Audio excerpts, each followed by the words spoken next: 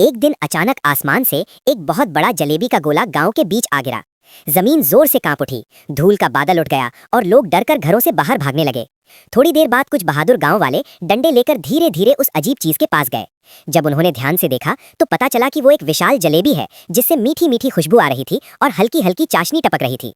डर और हैरानी में लोगों ने मिलकर उस जलेबी को गांव से दूर पहाड़ी की तरफ धकेल दिया।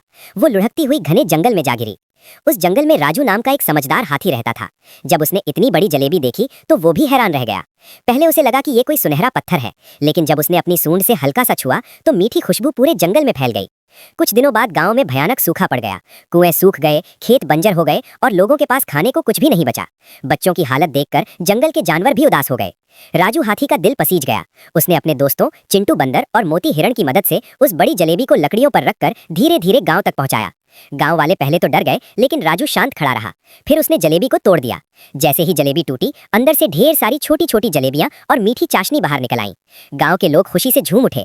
सबने मिलकर पेट भरकर जलेबी खाई। बच्चों के चेहरे फिर से खिल उठे और गांव में खुशियां लौट आईं।